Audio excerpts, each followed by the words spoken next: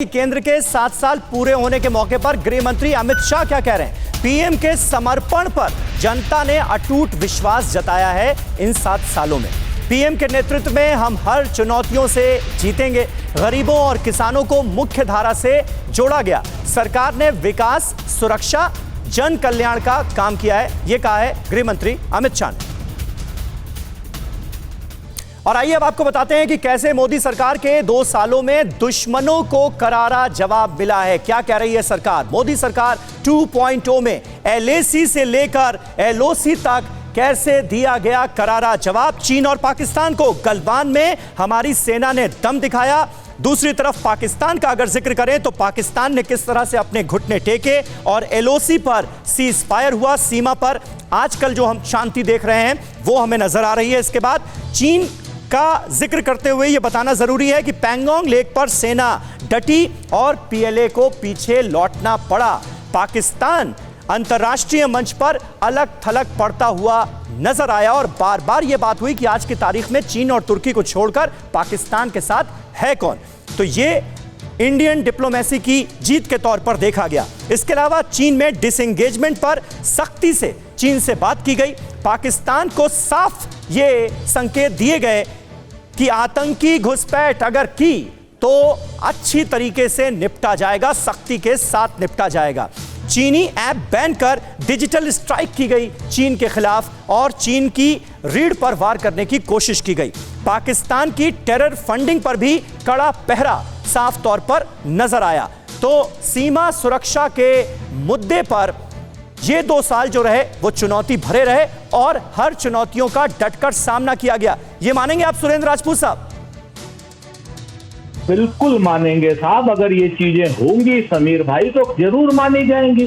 China के कुछ statement देख लीजिए और चाइना की व्यक्तिगत पोजीशन देख लीजिए साउथ ऑफ पैंगोंग लेक पर।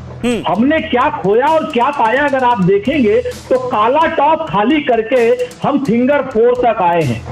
ठीक है ना? काला टॉप खाली करके समझिए, जो काला टॉप हमने बिल्कुल बहुत स्ट्रेटेजिक हमारी सेना ने किया था उसको खाली। और साउथ ऑफ पैंगोंग से लेक जो है अभी भी उनके कब्जे में है, एक बहुत बड़ा हिस्सा जिसको भारत भी मान रहा है। चीन कह रहा है कि जितना मिल गया उतना काफी है। और उसके बाद हमारे प्रधानमंत्री जी के मुंह से एक शब्द नहीं निकला, विदेश मंत्री के मुंह से एक शब्द नहीं निकला और कहीं ना कहीं रक्षा मंत्री जी के मुंह से भी एक शब्द नहीं निकला है।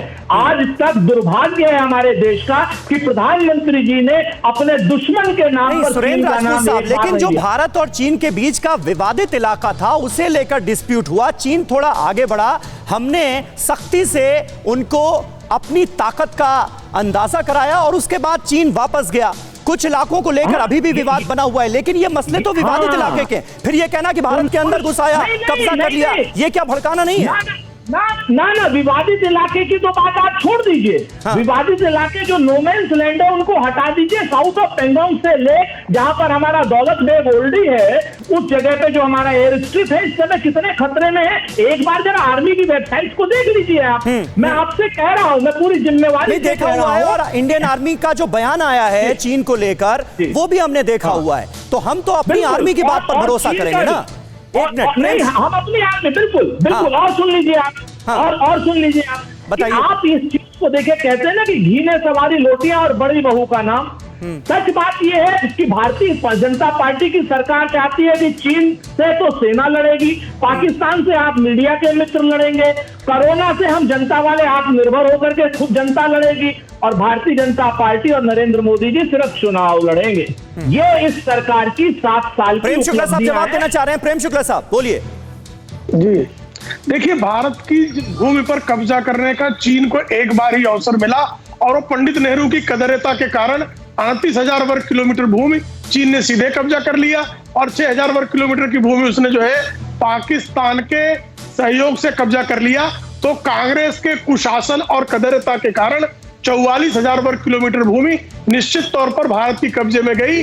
लेकिन आदरणीय नरेंद्र मोदी जी के कार्यकाल में 1 इंच भूमि चीन कब्जा नहीं कर सका। ये सत्य है, तथ्य है और सबके सामने है। लेकिन जो चीन के चंदे पर पलते हैं उनको चीन जिंदाबाद बोलना पड़ता है, नहीं तो राजीव गांधी फाउंडेशन को चंदा नहीं आएगा। और अगर कहीं से एमओयू ओपन हो गया तो कहां पर मुंह छिपाते हुए घूमेंगे भाई राहुल गांधी और श्रीमती सोनिया गांधी? तो इनकी दुर्दशा को लोग समझ सकते हैं, सीधी सी बात है।